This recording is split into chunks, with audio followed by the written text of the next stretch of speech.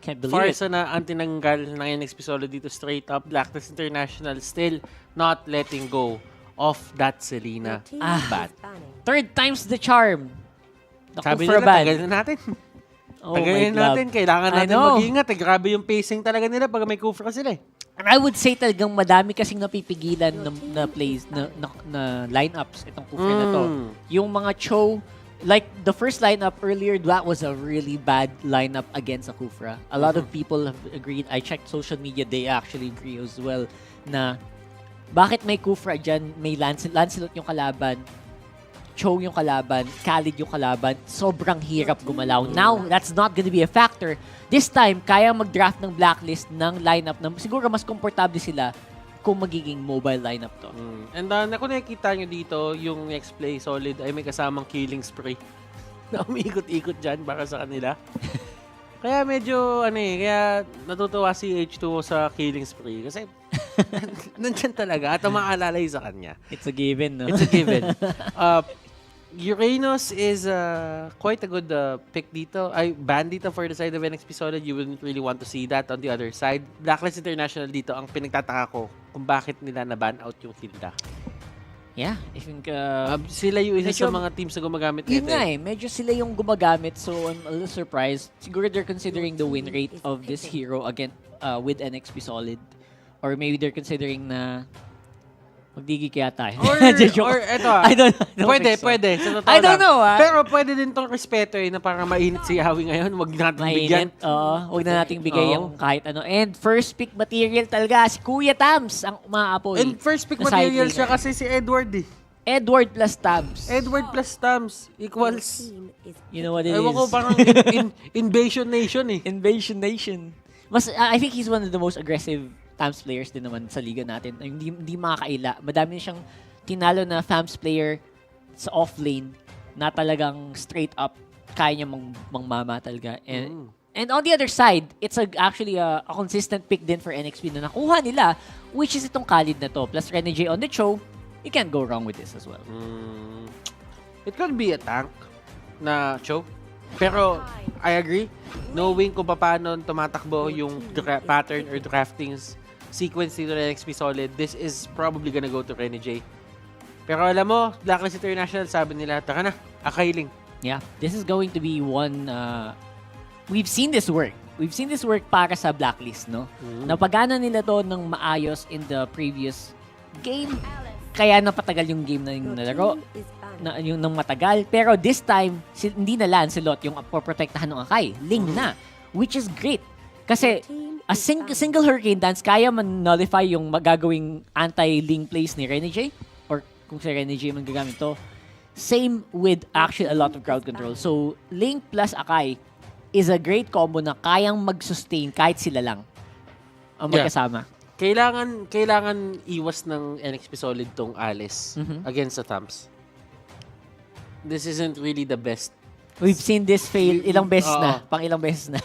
Diba? We've seen this matchup not go to the favor of Alice talaga. Kahit last game, natalo yung NXP, pero lamang pa rin si Rene J on that FAMS versus Alice.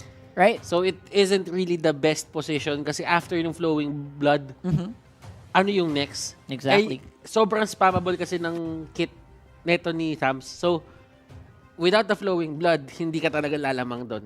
And may tools din kasi talaga si Fams pang habol sa Alice even if mag-flowing blood ka. So, it's gonna be a very interesting pick here. Whether or not kaya niyang iiwas ng lane itong Alice. Pero, sino ba itatapat mo? Even the Khalid's gonna have a hard time against this. Yeah, that's true. Pero alam mo yon, it's better to choose. Sabihin na natin, parang lesser evil na lang eh. Kung sino yung hindi mas mahihirapan sa dalawa. That's true. Just give the Khalid. Pero alam mo, Deadly Blade talaga kasi sa mga tinitignan kong first item dito para kay Edward at this point in the game eh. Alice, Khalid, parang oras na. It's Deadly time. Blade. Yeah, it's time to go for Deadly Blade. Pero alam mo, Valir and the Chango, tinanggal dito ng side ng NXP Solid. Ayaw nila ma-push back din dito yung Alice. So, ang ginawa nila, kunin natin yung backshot to lessen yung mga threat. Yep. Para For dito sure. sa Alice na to. Kasi yung Valir, natutulak siya. Yung Chang'o, ang hirap hulihin. There could be a time na Meteor Shower yung panglalaban nila dyan. And yung Baksha mismo innately is a good counter for these regenerating or sustain heroes. Puro sustain nga, no? Puro sustain region nga yung nangyayari natin Pekings ngayon eh. With the Sicilian though, finally, someone other than NXP gonna be picking this up. And it is in a very high level match. So this is going to be interesting. Ako, iniisip ko na ngayon for NXP Solid, it's going to be the Kag eh. Kagura na ba? Oo. I think Kag is a good... Well, nakuha na si Popol and Koopa. It could be a Kag. We're still looking for a Chester hero here. What'll it be? Kagura seems to be... Madali hulihin. Mas madali hulihin si Celion with a Kag. Pero there could be other choices. I mean, naglulita sila dito. Lolita, pwede yan sa Sicilian eh. They can pick the Lolita against Sicilian. Tapos, Yawi it's either Yawi Baksha or Yawi Cho. Kung offlane Baksha man to, there is that possibility. Pero tingnan natin kung paano ang gagawin dito na NXP they're Solid. taking their time on this pick.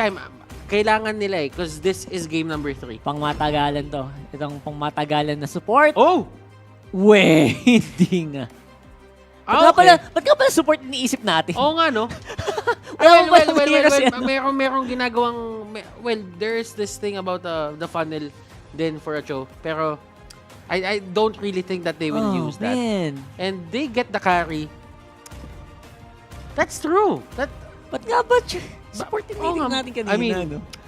That was weird. Anyway, it's fine. It's fine. We are here on the H2O carry. Alam mo, eto kung ibang lumabas doon, feeling ko pwede pa kung Claude. Pero kasi at this point, carry. You wouldn't really expect that. I'm not saying it's a bad pick for their side. Pero I'm sure na may iniisip dito yung NXP Solid dito sa lineup na ginagawa nila na to. On the side naman ng Blacklist International, I think they're set kasi this is the certain setup na lagi natin nakikita sa kanila. It's Aqua on that Sicilian. We're going to see probably a Popol and Koopa offlane from Dexstar. Or it could be Sicilian to the offlane as well. So, tingnan natin kung paano nila yung setup. Pero ang weird, no? Parang na-psycho din tayo sa na-psycho din tayo sa line ng din ako eh. Sa totoo lang eh, this is going to be one for the books here. Game 3 mga kaibigan, NXP Solid. Laban sa Blacklist International. We had some pretty long games, my friend. Ito na ba yun? Ito na talaga yun. Ito na ba ang talagang pangmatagalan game? Kasi madami din silang wave clear dito sa totoo lang. Talagang feeling ko pang long games talaga yung dalawang team na Wala, Rene J talaga yung gagamit ng Cho eh.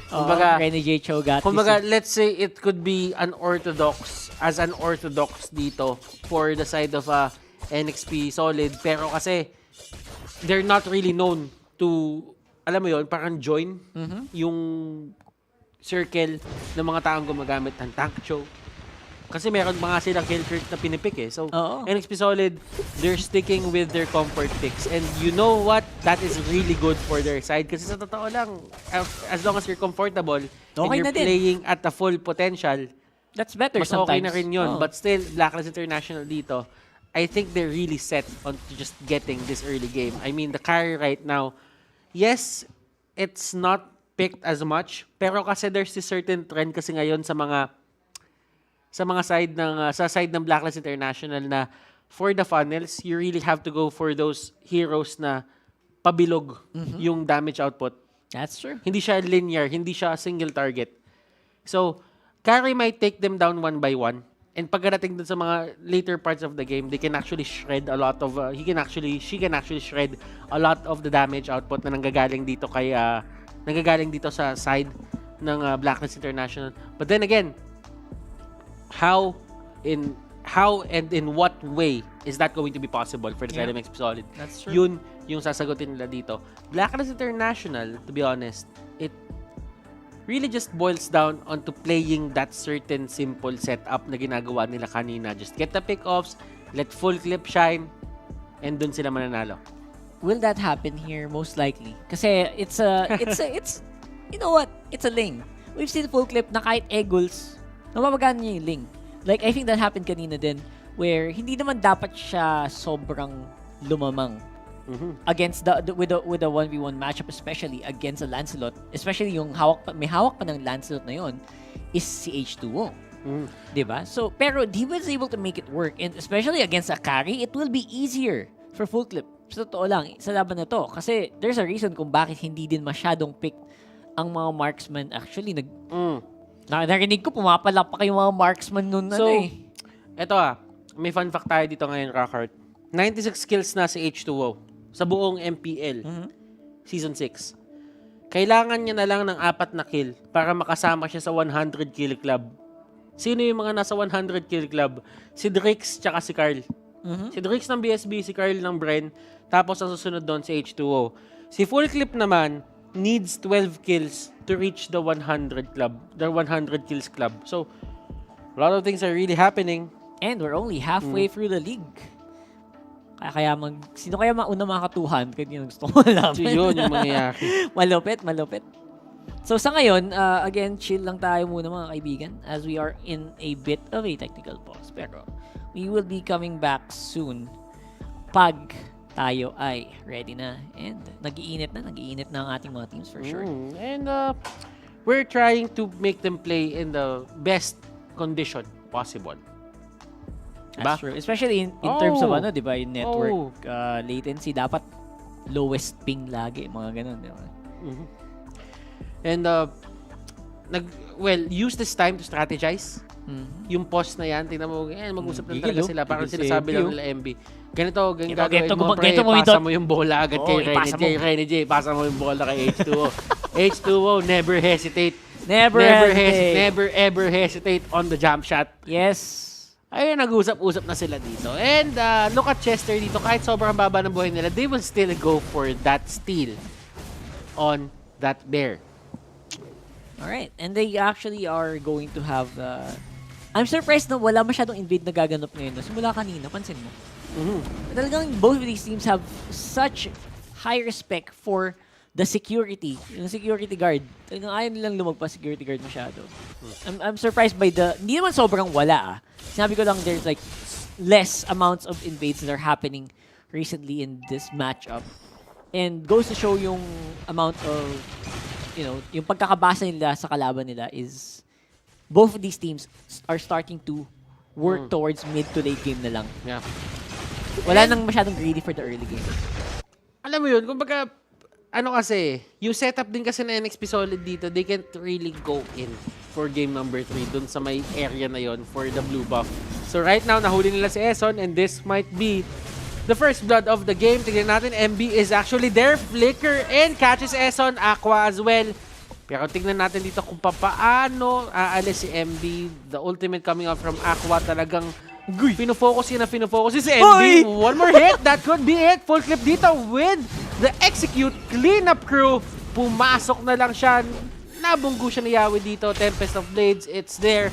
At mapupoke niya pa ng isang beses Chester. That is going to be your trade para dito. Akala ko takas na yun Actually, it looked like it was going to be an escape and Full Clip was going to be necessary to clean that up. Sabi kasi kanina MB siguro, ganito mag-first blood, tas ang problema na counterplay lang. Pero again, it looks really good so far for both of these teams. I would say na yung Turtle is going to be the next,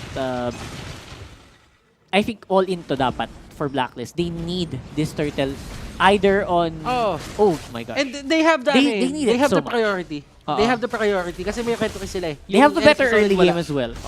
Walang retry dito si H2O. Unlike dun sa mga former games, yung previous games na meron sila dito sa series na to. But let's talk about that later as Yawi is just tanking up everything. Tingnan natin kung sino nga ba makakuha neto. Will the retribution count? Yes, it will. Ultimate dito. Flowing blood. Kailan papasok? Hindi nga ipipilit. And that is going to be a win for the side of Blacklist International. Ayaw talaga. And to be honest, you hit it on the dot there.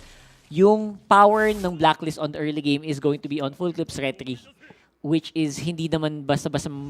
Alam mo yung pag naka-purify si carry, it's not something you can use right away in battle.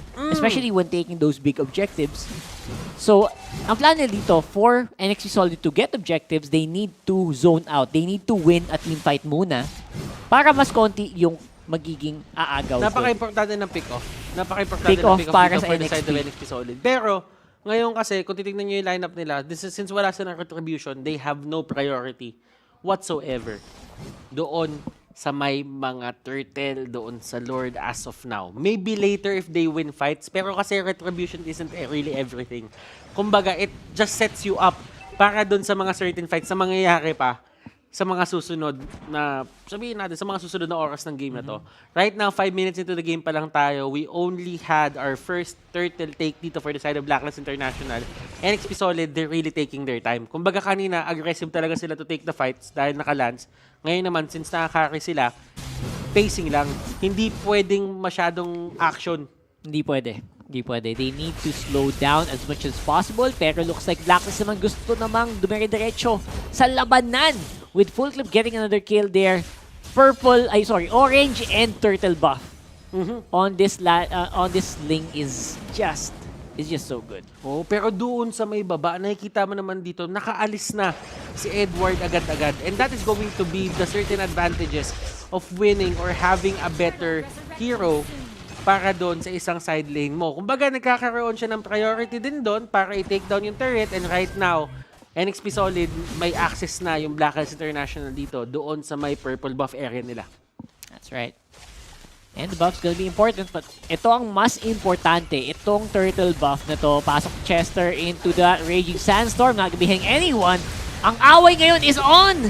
The turtle secured once more by full clip, at ito na ang big team fight. Masakit sa likod si Aqua.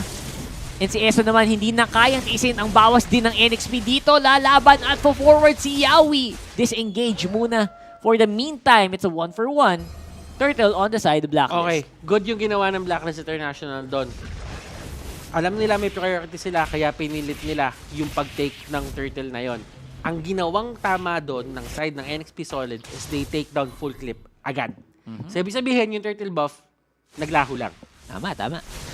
So, hindi rin na-utilize yun totally. So, deny kumbaga. Deny. It was denied. Nakuha yung gold pero denied pa rin. Exactly. And top lane naman, makuha ng NXP Solid ang Torre. Pero lang laban, titignan natin kung sila pa rin ang makakuha. Pasok naman si Chester. Si Chester dito, siya ang naipit sa may gitna. Yawi dito, will he get caught out? Naklap yung gulong. Nakalap yung gulong. Nakalap yung gulong. Hindi, matibay na gulong yan. Matibay. Matibay na gulong yan. Hindi mapaplat ng basta-basta yan. Oo. And I think that's fine.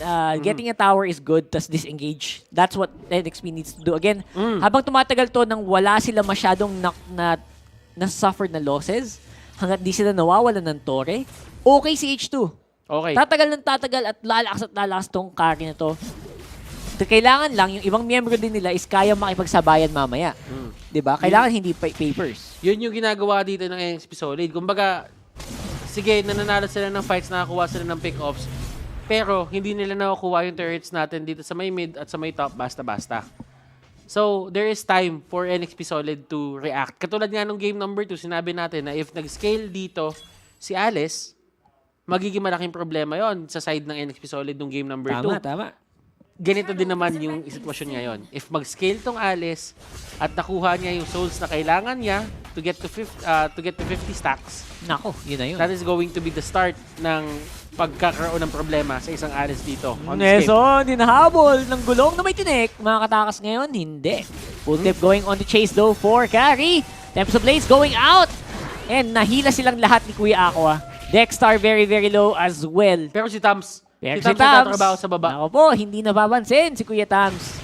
Edward getting a lot of gold as well. Pero, maganda naman sa NXP. Ito yung sabi natin na condition para magkaroon sila objective after a team fight. Plus, wala sa posisyon ang kalaban. Nakuha nila ngayon ang turtle. Okay. So, hindi yon totally on the side of BLACKLIST International lang kasi nakakuha sila That's right. ng turret sa may baba. Na-convert naman ng NXP Solid yon into that turtle. So, sabihin na lang natin, in terms of map control, I still favor the side of BLACKLIST International just because there is much room to move on. For NXP Solid naman dito, they can survive the next few fights na babato sa kanila ng BLACKLIST International. At least with H2O, with that turtle buff. At, di ba? Buhay pa yan. Mabubuhay siya. Oo. At mabibigyan siya ng extra protection na kailangan niya. Yep, ang problema lang is Chester did go down here on the mid lane, so baka maging problema yun for later. Pero wala namang immediate threat mula sa Blacklist sa ngayon. So, Okay ka hintayin lang. lang natin. Okay ka lang. Yeah. Hintayin lang natin kung may magagawa ba yung death ni Chester na yun. Oo, Kasi pero Blacklist right now, they're just taking it slow as so, well. ba, nagkakaroon din ng away dito. It is going to be the carry. Renegade dito, H2O is the target, and H2O Renegade Yan na nga ba? combination. Pinapakita na nila yung pangil nila dito. Yan, nagsosolo pa si Full Clip. That is not ideal Actually, considering Edward was down already. Actually, hindi naman hindi naman nagsulo si Full Clip. Nandun si Edward. Pero kasi at least nakahanap ng paraan dito para sagutan ni H2O yung thumbs. Hindi siya kumbaga hindi siya yung tipong threat na threat talaga. May way para ma-shred, no? That's right. And speaking of shred, ito na yung bawa sa gitna ng labanan na gagawa ng alis ni MB. Totoong-totoo na. And Aqua, hirap na hirap ding mag-survive dun. Sa labanan na yun, Yawi zoning everybody once more. Si Chester, pang follow-up sana. Pero hindi na daw muna kailangan for now. It's gonna be the back for Blacklist. At ang push naman para sa NXP. Tumi-team fight na dito yung NXP Solid. Kung ano na sila. They are, how do I say this? Confident? In a way, na kaya nila panalunin to. Tingnan mo kung paano nila binibigyan ng malaking problema dito. Yung side ng Blacklist International. H2O dito, hindi nila maabot totally to take him down. Yes, damage is there, pero kasi kinakapos. And H2O has finally joined the 100 kills club in the MPL-PH Season 6. Yes, that's using Akari pa. Kailan tayo makasasali dyan? Pag Sa MPL nga, hindi tayo kasali sa Pag esports. nakapaglaro na, oo. Someday. Wait for it. Wait for it, my friends. Kuya H2O, going for the chase onto Eson. Hurricane Dance, makakalagtis kaya? I don't think so. And he will go down to the power of H2O. Oy! Dadagdag pa! Nagkaroon pa ng shield? That is the passive ng isang Akai, by the way. Kapag siya ay gumamit ng skill, nagkakaroon siya ng armor. Kala ko makakatakas na shield. din eh. Hindi na pala. I thought so too. Pero masyado talaga mabilis ang chasing capability dito. H2O making the carry work. We Ito haven't seen this hero for a long time. And right now, namamayagpag dito sa series na to. Game number 3. Yep, it's going to be that carry. Nagbubunyi ang mga marksman natin. Finally, may representative na daw sila aside from Lee Sanshin. Kasi sawang-sawan daw sila kay Sanshin eh. So, ito naman, si Kari naman ang papakitang gilas ngayon. And looking like they are ready for a possible win.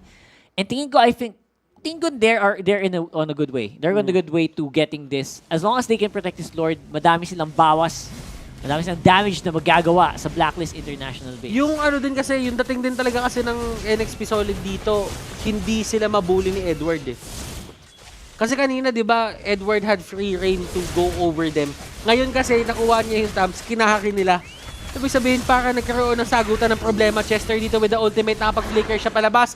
Lumuhod doon, no one goes down. The 1v1 sa baba na nagaganap. Tams versus Cho. Renegade very, very low. Mukhang hindi na muna niya ipipilit.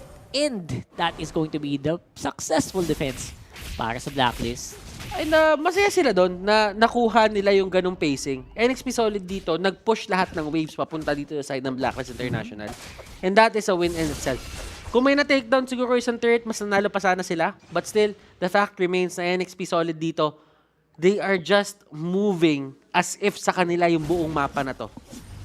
Totoo yan. And that's just how you do it. That's just how you do. And moving around the map like this is indication na talagang malaki-laki na din yung lamang. Hindi lang sa control sa mapa, kundi pati na din sa gold. Although, it's only 4,000 gold, actually. 4,000 gold at 30 minutes, mukha siyang hindi malaki. Pero, since yung gold na yan is mga nasa hero na tulad ni Kari, sa H2O, kay H2O, it actually does make NXP more threatening. Mas nakakatakot silang tingnan. That is actually a good point, Rockhart. Still, Chester dito on the other hand. Nahuli na si Edward dito and he gets shredded off. Peel composition. Rose Gold Meteor going to H2O. Tignan natin dito kung paano pipigilan ng Blacklist International yung pagtulak dito ng side ng NXP Solid. They lost one person. How will they hold? And look at this, MB going in with the ultimate. Tignan natin, Eson dito with Hurricane Dance. Yawi getting pushed back. He will go down. Whoa! And they stop the push. Grabe. Yung pasok ni MB doon actually was super commendable. Pero for some reason, they had to pull back. Someone ordered to pull back from there and he had to walk pa atras. While the rest of his team just suffered so many hits. So many turret hits as well. Let's go and look at the replay dito. Hashtag Shave the Day on the Gillette Instant Replay. Maganda yung pasok ni Yawi kasama si MB. Pumuwersa na pa-forward pero looks like ang naging problema dun is they were trying to look for Full Clip who was in the Tempest of Blades at that time. And si Chester, napakababa din dun sa laban na yun. That's why they needed to back off. And that was the Gillette Instant Replay. Hashtag Shave the Day. Rockhart, pacing ng game natin ngayon. Carry is doing work. Yeah, he actually is doing work. H2O, 6-0-1-4.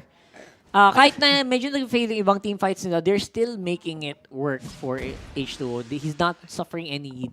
Patatawag ba nating fight? Kasi what they go for is pick off muna tapos tsaka sila sumahabol eh. Well, fight kasi apat naman silang magkaharap. Oh, so, sabagay. hindi yun pick off na like mag-isa lang sa mapa. Yeah, that's true. Yeah. So, it's a fight. Overall, I think siguro they were happy with 1 kill pero again maybe they underestimated the power of Blacklist under the tower. Okay, totoo. And kahit si Popol and Kupa dito, nagkakaroon din ng problema yung alaga niya eh. Nasasaktan eh. Unless kontrolin mo talaga yan na hindi siya maabot ng carry, masasaktan. talagang mag-unload si mag-unload si H2O dyan eh. And this is percent HP damage. So kahit gano'ng kataas si HP niya, hindi siya ganun kasakit. Hindi siya ganun kakakunan. And kailangan pa rin nila mag-ingat dito. They still have the retribution onto the other side. Full clip dito. He is going in, trying to actually take down someone. MB dito will be the first one to go down. And look at this, Rene J going to the backlines. Aqua dito, iba yung nasipa ni Rene J. Pero sabi niya, kakayanin pa rin naman yan, pero he will actually go down. And that is a godlike for H2O. Nahuli nila dito si Edward tsaka si Eson. Aqua, Dexter, full clip. How do you fight this? Okay, that's gonna be it. That's the problem. Because buhay si H2O. And actually, full clip is alive naman din naman, pero I don't know. It's gonna have to be another defense game. Napaka-defensive ng dalawang team na to, sa totoo lang. Minsan, feeling ko sumusobra na eh. On the Gillette Instant Replay, we will definitely see na ang laking bagay ni Eson keeping everyone alive in that matchup. At considering yung lagay din ngayon ni Edward, he is not as tanky as he thinks he is. That's why nasobra din yung dive niya going to H2O. That's why na-take down din siya sa laban na yun. Actually, shoutout kay Manjin. Napaka-lupit ng galawan niya. Rinig na rinig yung galawan yun sa may gilid. Pero alam mo, Dexter dito, ang sabi naman niya, down. Parusahan natin yung dalawang support nila. Yawi and Chester, they go down. Is this a time na dapat kumuha ng Blacklist International ng Lord? Dapat na yata kanina pa eh. Because they backed off. And now, pabalik na ulit si Yawi sa mapa. That was a 3v5. For a solid how many seconds? Meron silang ibang plano, Rockhart. They go in, 7-0-5 pa rin dito si Carry, H2O. Sino-zone out sila ng isang aso. Tignan natin kung paano nila gagawin to. RNJ dito, nandun sa may backlines. He is the primary target dito for everyone onto the side of Blacklist International. They're trying to take them down. Jit Kondo, knock-up is there. He's still alive. He will go down. MB dito, nahuli silang tatlong magkakatabi. Surprised! Winter Truncheon, Aqua dito, getting caught out. Full clip on the other hand, nandoon sa may gitna. He's trying to push. He's trying to set the pace para dito sa may Lord. But his allies will go down. Yup. At kinokontrol din siya ni Chester na hindi siya basta-bastang makapag-clear ng wave ng dire-diretso. So he's always being forced to back off. Now this Lord, walang kasamang pupush dun sa bot lane. And feeling ko that is a very good thing para sa NXP. They basically just nullified the Lord take by taking kills of their own after that team fight. So I'm very curious to see how fast NXP got that.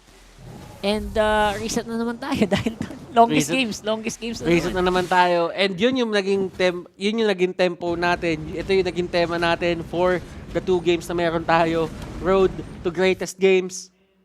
And Kung mabilis tong game 3 na to, anticlimactic yun. Sa bagay, nga eh, no? Napaka-weird naman nun. Parang minadali. Kung 12 minutes, tapos agad. Hindi! Sabi ni Ginoong Valdez, todo na natin to.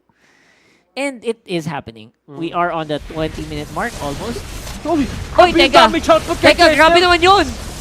Ayan, Raging Sandstorm palayo, pero nasunog na siya ni Edward with the Molten Sights. Tower goes down in mid, and they are now collapsing onto the middle of the pit. Nahuli nila si Full Clip dito, Rene J, with the heads-up play. Aqua, kinakalmot-kalmot siya ni Iori dito sa may likod. Pero Eson, siya ang susunod na tutumba. Rene J, talagang gustong-gusto niya dito makuha si Aqua. He will go down as well. Dexter dito, last target, final target for the side of BLACKLIST International. And they are going to march on. Nagmamadali dito yung mga members ng NXP Solid. This is the long march. This is the long march. Sige, sa inyo ang Lord, amin ang base!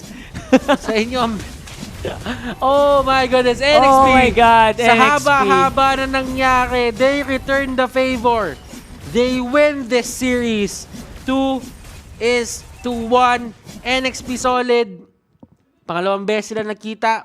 They got over the hurdle. They are over the hurdle, and the drought is officially over. We're on a streak here for NXP. Another 2-1 victory for the day.